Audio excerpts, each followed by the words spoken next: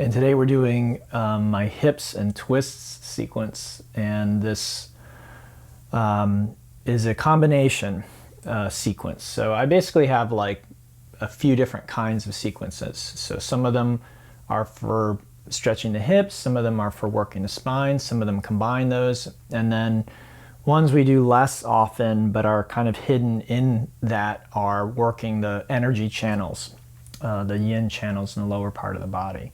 So that's kind of the way that I sequence, the way I approach this. So today's class it works the hips, the spine, and it works the energy channels.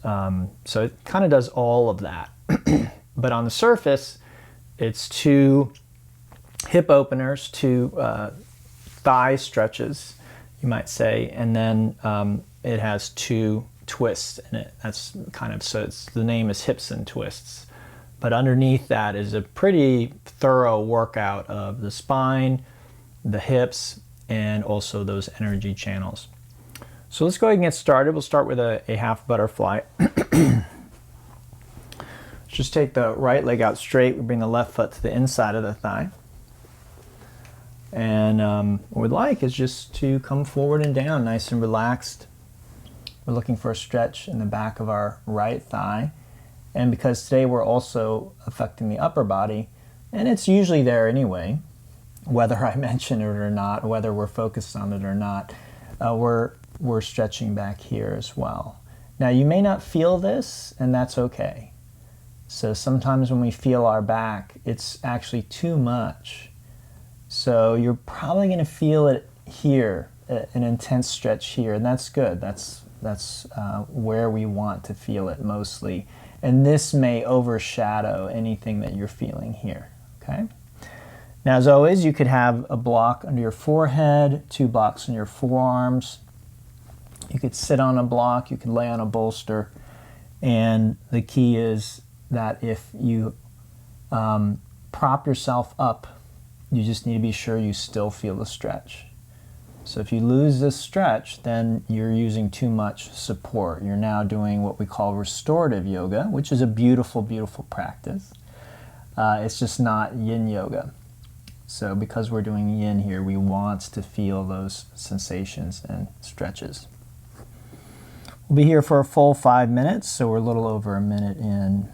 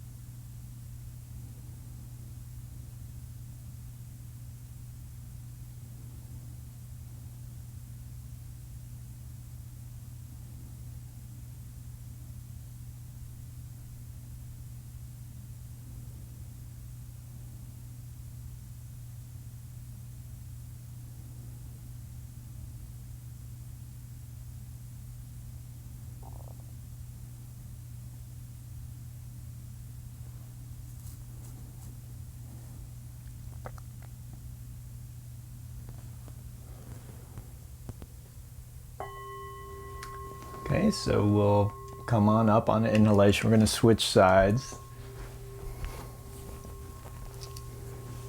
This is half butterfly, and we're targeting the hamstrings, the intrinsic muscles in our back, and the spine here. But again, most of the sensation will likely be in your thigh while you're stretching.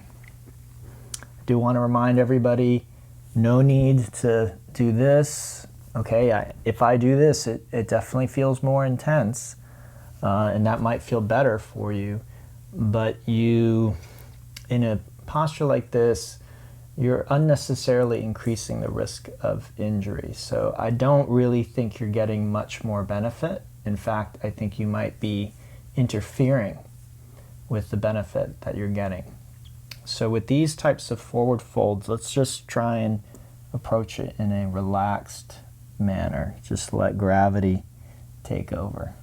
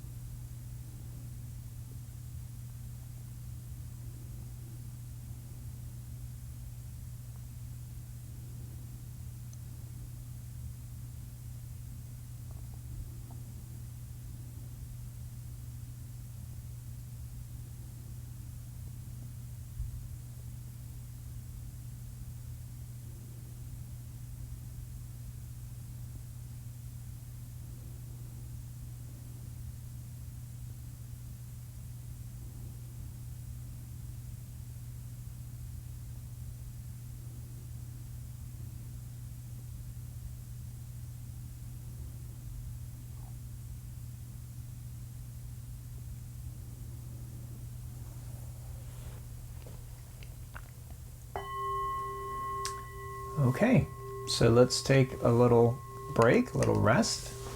We call this a rebound. And the idea is before we counter stretch, we just relax on our back for a few moments.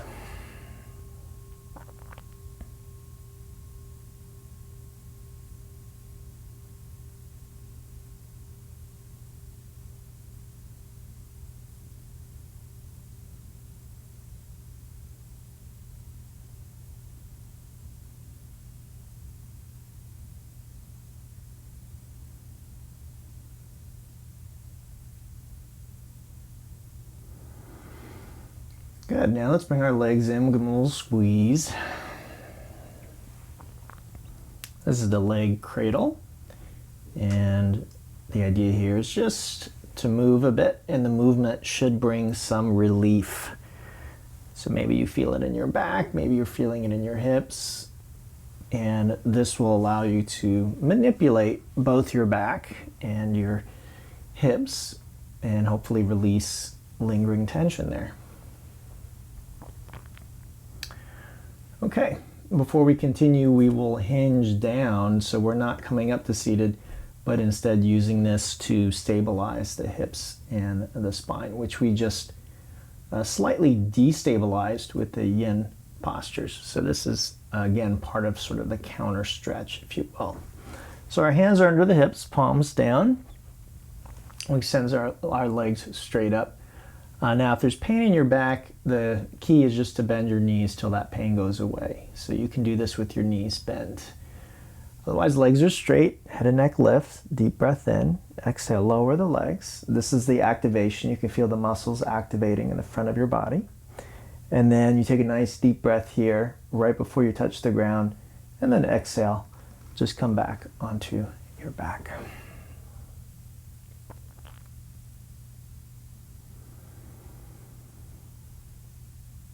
Okay, now we come to our first twist. It's also a back bend and a hip flexor and quad stretch. We call this cat tail, or I've heard it called cat grabbing its tail. Never actually seen a cat grab its tail before, but maybe that's something cats do. I've never had a cat, so I'm not sure. Let's bring the left leg up. We're going to drop it over to the right. And I recommend beginning by propping your head up on your right hand and elbow like I'm doing here, okay? Now, here's a key move, or maybe you could say the key move in the cattail, is I take that bottom leg and I'm going to move it back, scooch it back.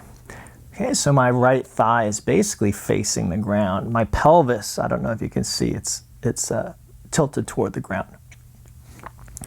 Now what I'd like to do is bend the knee, reach back and grab this foot, and that greatly increases the stretch at the front of my right thigh. So those are your quadriceps, and if you feel it up, going up into the front of your hip, those are your hip flexors, and those are the muscles in the hips that we're targeting. So we're bringing this leg, the one I'm holding, into what's called extension or hyperextension. That's ideally what we'd like. Doesn't really matter as long as you feel that stretch, you're getting some benefit. And we want to feel that stretch without hurting our knees. So I have had students before, they said this will bother their knee. So for some people, you could use a strap, holding a strap here. And then still for others, they may actually feel a stretch like this. Okay, so the point at which we experience a stretch is so dependent on what's going on in our body, okay? So if you feel a stretch here, then maybe you don't even need to pull this foot in. Let's take a look at the variations. First pose, not too many variations. This one, many more options and choices, and these are going to affect what you feel. So one thing to consider is the left leg. Is it straight or is it bent? And how close is it to your face? So generally speaking, the straighter it is and the closer to your face it is, the more intense the stretch in your right thigh is. So if you're not feeling a satisfying stretch in your right thigh, you might try bringing your left leg closer to your face, straightening it. You can even reach down and grab it with your right hand and pull it up manually. So I often see people who are professional dancers or gymnasts or longtime yogis. These are choices that they often make. Some other things to consider is you'll see I have my head propped up on my hand here. I'll probably leave it there today, but that may not be very comfortable for you. You could put your head on your upper arm, you could put it on a block, fold up a blanket, rest your head on a blanket, a pillow, maybe you have a pillow at home. The other thing to consider is this is a twist. It may not be apparent at first glance, but my pelvis is facing the ground and my chest is basically facing left. If I want to exaggerate that, I can lean back and try and get my chest to face the ceiling. But I don't want my hips to move as I do that. That's what creates the twist. As I lean back, my spine is also going into what's called extension or hyperextension. And that's a fancy way, an anatomical way of saying a back bend. So this is our only back bend in today's class. And as such, you may want to exaggerate it. You may want to really take full advantage of that. Now, granted, this is probably not the deepest back bend for most people. If we didn't combine it with a hip stretch and a twist, you could probably bend much further back. But this is one of the things that happens when we combine elements in one posture. Is very rarely are we getting the best of any one of those elements.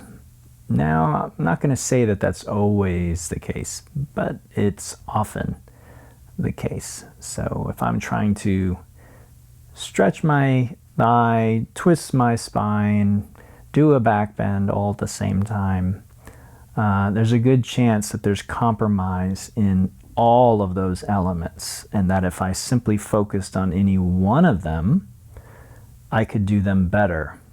Either better meaning more safely. Better could mean I could go deeper, I could go further.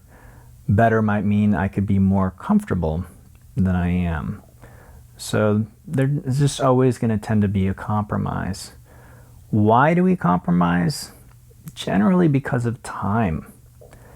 If you and I had all morning or all day to stretch out these different parts of our body, then we could isolate each one, we could take our time, we could make sure everything was safe, everything was comfortable, everything was ideal. But most of us have very busy lives. And so combining things together is very efficient. It may be worth the compromise, and it often is. Okay, let's take a moment and we'll unwind back onto our backs for a moment. And I just want to invite you to feel both thighs, the sensations that are there. We're not going to take too long here, but hopefully you can feel that there's a difference there. I know I can. Now, it may not seem very significant, and that's understandable. You know, there's maybe a little tingling in one thigh, and you don't feel it in the other thigh. It's nothing to write home about, right? But I'd like to argue that actually that's quite significant, that little tingling that you feel there. All right, let's go ahead and switch sides. So on this side, I'm going to take that right leg up and we'll drop it all the way over to the left.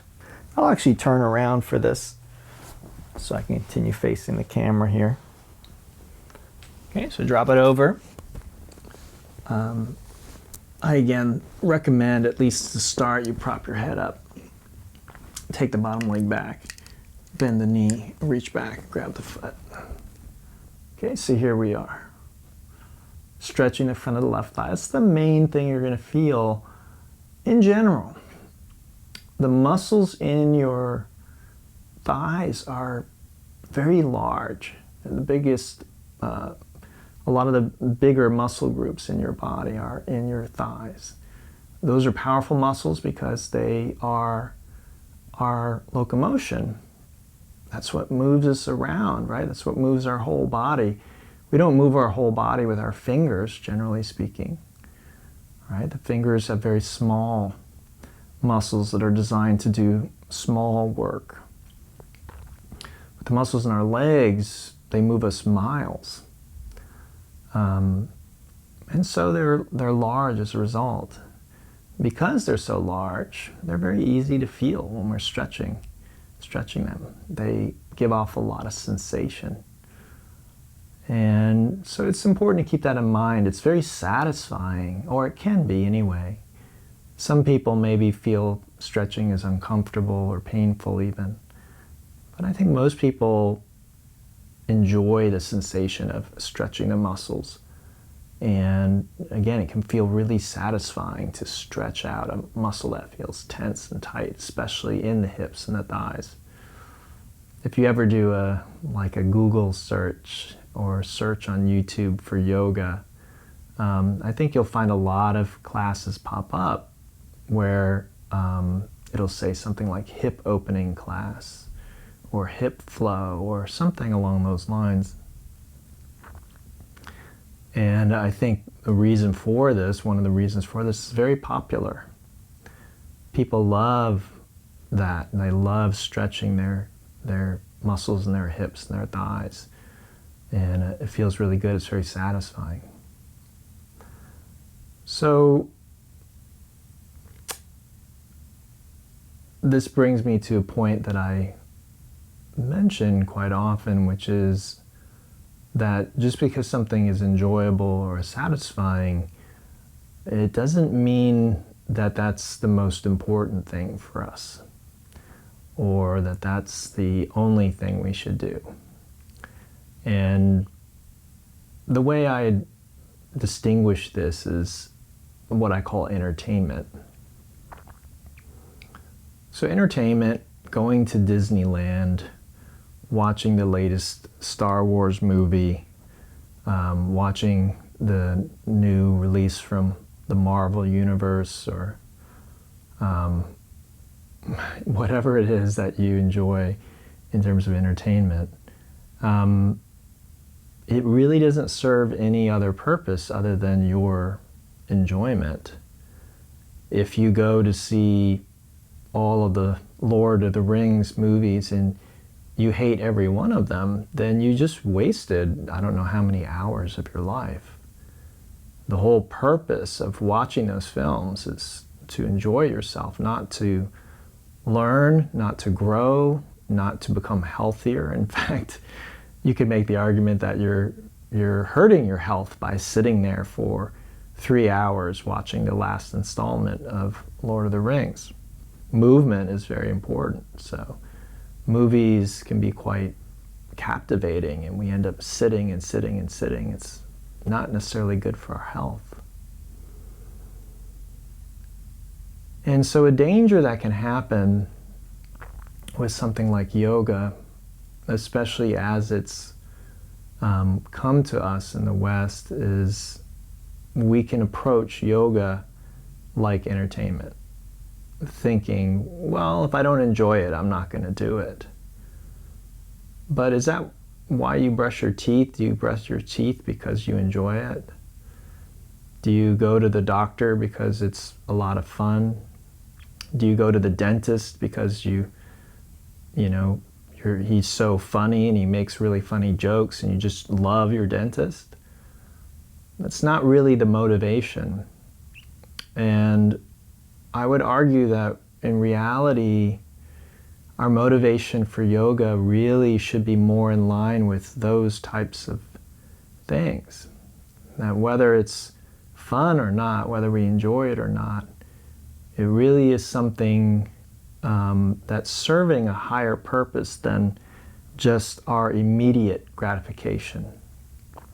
Right? When a movie's done, you generally know if you enjoyed it or not. At the end of the movie, you don't have to wait 5 years and say, you know, I watched this movie 5 years ago and now I really enjoy it. Now I get it all of a sudden. Generally, you know, did you have a good time or not? You go to Disneyland, did you enjoy it or not? You know when you're done. But yoga is not really like that. Okay, let's go ahead and unwind to our back. And again, we'll just rebound for a moment.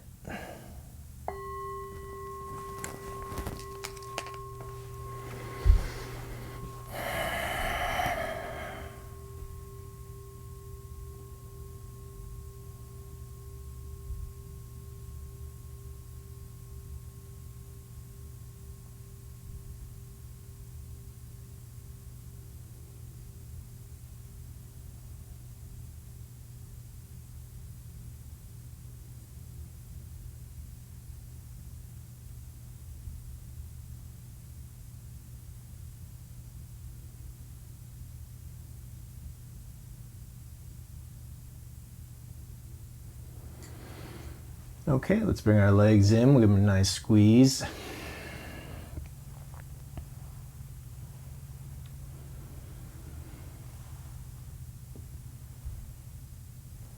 And then this time we'll hinge up.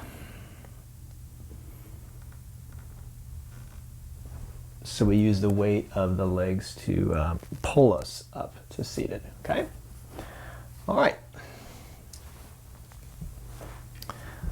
We come to a challenging posture for many people, myself included. This is called the half dragonfly. It may be very helpful to sit up on something as well as bend your knees if you consider yourself tight, you know, if you have tight muscles in your thighs. And again, many people do. It's not a reflection on you as a person. Okay, you don't have to feel poorly or badly if you are tight, okay? Okay, so we try taking the legs wide, and the first thing we want to check is that gravity is pulling us forward and not backward. Okay, so you just check, how do you feel? Do you feel gravity pulling you forward? Okay, that's what we'd like. If not, sit on something, bend your knees until that's what's happening. Then from there, what you'd like to do is, today we're going to turn toward our left leg. And then I just reach down and I just hold the foot. So I'm not pulling down, I'm just sort of holding myself in place. Now again, that might be too much for you. So you could use a strap. You could also bend that knee, like so. Now what we're looking for is to feel a stretch right in here. It might be quite intense. It might also feel like it's in the back of your thigh as well, but we want it to be in here. And then ideally, we also feel it here. So we feel here and here. Now, if you don't feel it here and here, the thing to try is to begin to roll or stack your right shoulder over your left shoulder like so. Okay? And you should find a sweet spot where you get one or both. Now, some people are only going to be able to stretch one or the other. They just simply won't be able to feel both at the same time. And that's okay. So you can just decide which one you'd like to stretch, or you might find that no matter how hard you try, you just only get one or the other. And again, perfectly fine. Now, I do want to say, if you're like this, and you feel a stretch here, and you feel a stretch here, that's all that matters. Okay? So, you're not trying to do what I'm doing. I'm doing what I'm doing so that I feel the stretches. It's not about creating a shape. This isn't like a dance performance. And that's a thing that many people get confused about. Even yoga teachers from India get confused about that. That sometimes yoga is presented almost as a form of like gymnastics. And if people want to approach it that way, that's fine. I'm not here to tell anyone what to do. But what I study as yoga, and what my teachers taught me yoga is it's not really about that. It's not about gymnastics or being able to do things with your body that other people can't do. That's not what makes a good yogi. So we might ask the question, well, what is yoga then? Well, there are many ways that we could define it or look at it. But the way that I've been describing it lately or thinking of it lately is it's a system of practices that are designed to free the human heart and mind. And you might say, well, free it of what? Well, we tend to, as human beings, pick up beliefs and also emotional reactivity as we live. And both our beliefs and our emotional reactivity can very much interfere with our sense of peace, our experience of the joy of living, and our ability to love, feel loved, and have compassion for others. And so this tends to be a universal condition for human beings. It's not like, oh, you know, people in the West are like this, or it's not like, there are a group of humans somewhere who are free of all of these conditions. It tends to be pretty universal as a human being. But throughout history, in all cultures, there have been human beings who have managed to free themselves of these tendencies. And those are people that I would define or call yogis. These are people who have reached their full potential as a human being to experience joy and peace and love and show compassion in every moment, or maybe at least more moments of their life. Who knows if it's every moment, right? You would only know if you were that person. Let's switch sides. Take your time. It could be quite intense. This is a very difficult posture for many people, and myself included. So it may look like I'm enjoying myself, or it's super easy for me. It's not. This is a challenging pose for me.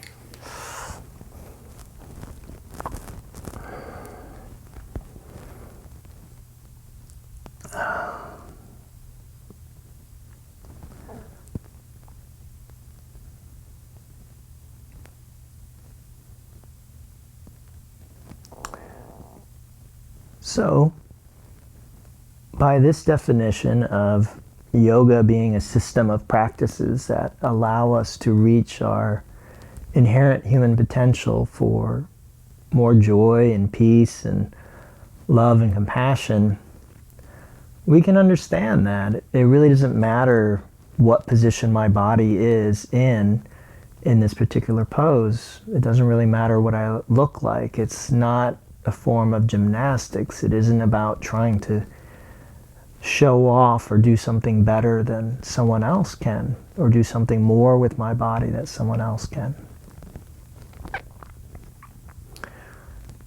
And the authority I have for viewing yoga in that way, again, comes from ancient scriptures that have been around for thousands of years, and the use of that word, yoga. So again, I'm not really interested in making anyone else wrong. If you like to think of yoga as just a series of stretches or exercises or something to get in shape or become healthy. I'm not here to say that that's incorrect. I'm just here to say that the definition I'm using is very much valid, and it's an older way of using that word yoga, actually. So my use of that word would predate the modern idea of yoga as exercise. It simply had, when you found that word yoga used in those ancient texts, they weren't referring to exercise. And yogi didn't refer to someone who does yoga postures. It was generally referring to someone who meditates, a spiritual seeker even. So that word spiritual, I think, can get really loaded, and people can get weirded out by that. I would have been one of those people in my early 20s. In my teens, I would have been just the opposite. I would have really had a problem with this idea of spirituality. But what I've learned is, at least for me, what we're really talking about is just truth and reality. That's to me really what spirituality means. And I understand how, if you've been raised in a Western influenced culture with a certain view of science, then that might not make sense. You might actually think that spirituality and truth or science are opposed to one another. But it's interesting that great scientists like Einstein were very devout. Einstein thought that science showed divinity and revealed divinity. He thought that the order that science revealed showed that there was a, you might say, mastermind behind the universe and the natural world. So it's, I think, a modern fallacy to presume that science and this idea of spirituality are opposed to one another. For me, a yogi is someone who approaches her inner life in a very similar way to a scientist approaching an experiment.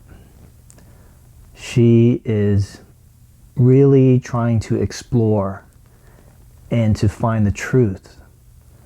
But instead of exploring a microbe or an atom or looking at a petri dish, she's inquiring and looking into her own heart and mind.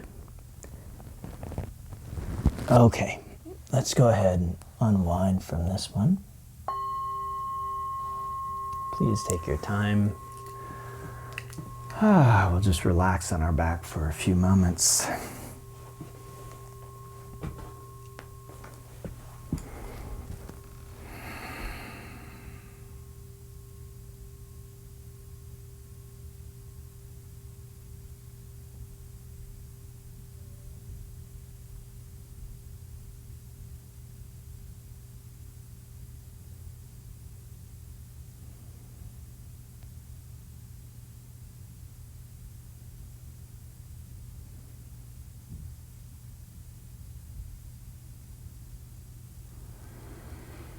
Okay, we bring the legs in, give them a little squeeze.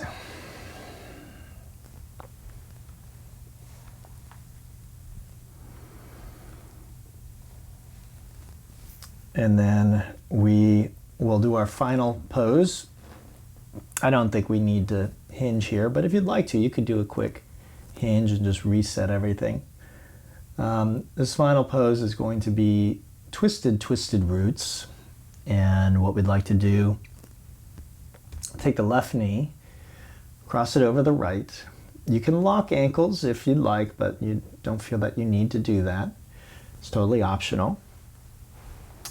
And then what we'd like to do is drop our knees to the left. So you need to make sure you really know your left and your right, because the tendency is to do this. But left knee over right, and then down to the left, which might feel awkward.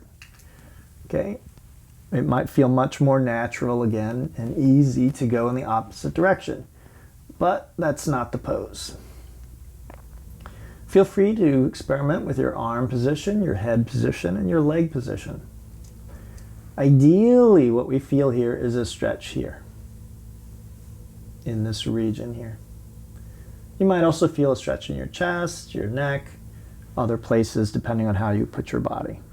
This is the area, these are called your abductors and extensors, and this is the area we're trying to target, right in this area here, okay?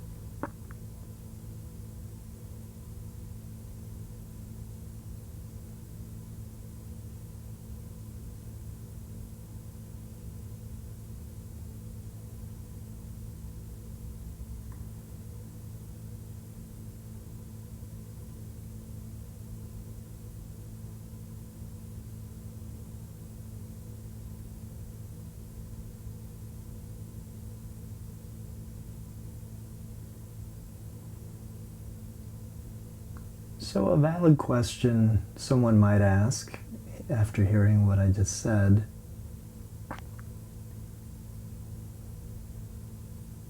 is what in the world does stretching have to do with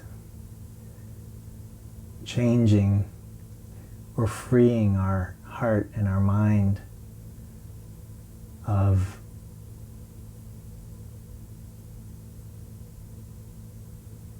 thoughts and emotions that prevent us from experiencing joy and love and peace? And that's a very good and valid question. It's one that I had early on in my yogic journey. It's not necessarily a simple answer or a quick answer, but to explain it in the most simple way, you have to understand a little bit about the way that the people that developed yoga viewed human health and the human body and our physical reality, which interestingly is a very modern way of looking at things. When most people think of science, they think of physics, and they think of a specific branch of physics called Newtonian physics, which we could call the old science. But because this science corresponds with our physical senses, what we experience when we look and touch and see things, it's hard for most of us to get away from thinking of science in that way. And the discovery of what we could call the new science, quantum physics, and these types of disciplines, quantum mechanics, because they're so far removed from our everyday experience, we just have a hard time even believing it.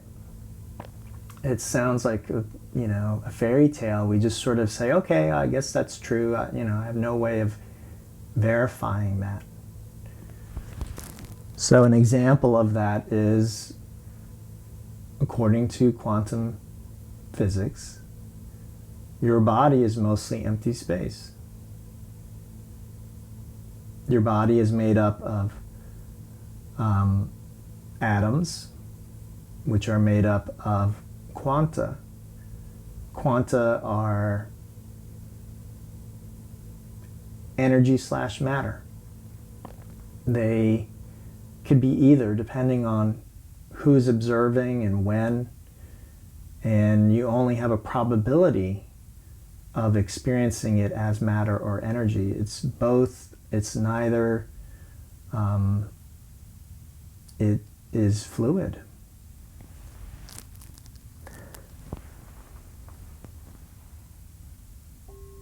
Let's switch sides.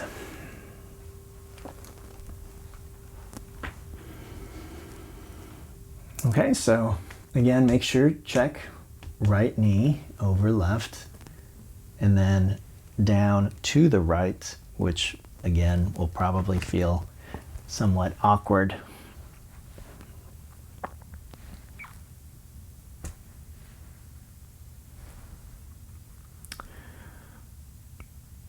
So with this more modern view of science, a statement like everything is actually energy, right? E equals mc squared and all those types of equations, a lot of what was discovered around that time by Einstein and other scientists like Niels Bohr and Heisenberg is that matter and energy are really a continuum. A human being experiences, you could say, two different things, matter and energy. But I can put gas in my car, which is matter, and then through the use of a combustion engine, that's turned into energy, right? That's what moves the car, is energy. It's not matter that's moving the car, it's energy. But what is energy? What is matter? How does matter become energy? So what we're being told is, again, this whole body, we may say, oh, it's matter. There's something I can touch and I can hold. But it could be transformed into energy. If I burn my body, right, that process of burning is turning the matter into energy. And really, when we get to the quantum level, matter and energy are fluid. The particles that make up your body and everything that we experience are constantly shifting between matter and energy. There really isn't a divide there. And as I already stated, in reality, there's actually mostly just empty space. So it's like everything is vibrating, and it's vibrating so fast that it creates the illusion that there's something here, something solid, something I can touch, and that can't be penetrated or manipulated except by another physical object, but that's simply not true ultimately. So again, this new science is very mind-boggling, so much so that the scientists that discovered it, like Niels Bohr and Heisenberg, they really questioned their findings for a long time. Now you might hear this and think, well, this has no relevance in my life. But the computer that you're watching this on, the cell phone that you'll pick up when the class is done, all the technology, the high tech that we have uses this understanding of reality to create these high-tech components. So every day we are using this understanding in our daily lives. We wouldn't have high-tech without this understanding of reality. So it absolutely is correct. It's not a fantasy. It's not something that is outside the realm of what affects us on a daily basis. And again, if you think of how your computer works, how the internet works, how wireless, it's all mind-boggling, right? It's almost like magic. So for the yogi, they, at a certain stage in the development of yoga, understood that matter and energy are one. And so they developed a series of practices, including the one that we're doing here, stretching the body, to manipulate the energy within the body. And their theory, which in my experience is correct, is that if you can manipulate the energy in the body in the proper way, then this will transform the heart and the mind. Now you might say, well, I've been doing class with you for a while, Doug, and I don't feel this huge, change in my experience of joy and peace in my life. And there's a few reasons for this. Is yoga practice tends to be impacted by how frequently you practice, what kinds of practices you're doing, and how long you've practiced. So this is a very small subset of what I actually teach, this class and the flow class that I teach. There are many other practices that would be used if we were really trying to do a full transformation of your heart and your mind. And for most people, it's not a quick process. The process of yoga can be something that goes on for a lifetime.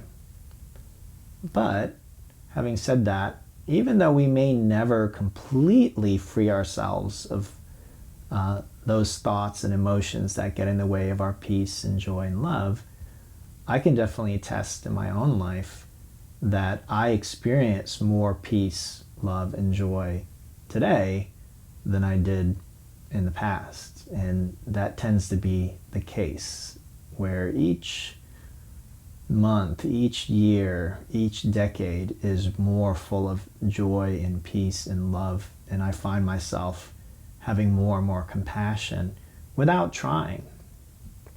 I just naturally will find myself able to understand what someone else is going through, understand their perspective, even if I don't agree. Doesn't mean I agree with everybody. All right, let's go ahead and come on out of that. And we'll relax on our back for a moment.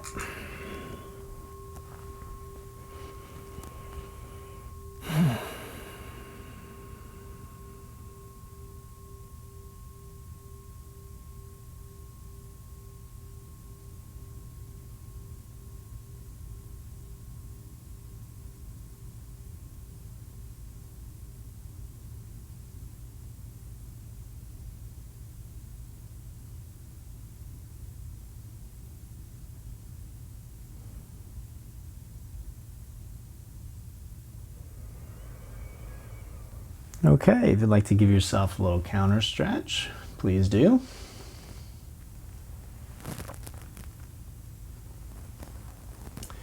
If you'd like to hinge, go ahead. And then my recommendation is for the next few minutes, you just relax on your back in a comfortable position. You can pick up that high-tech cell phone of yours, set a timer for 6 minutes. And then again, this is a practice. That's part of this yoga system of different practices. There are many different types and forms that yoga can take.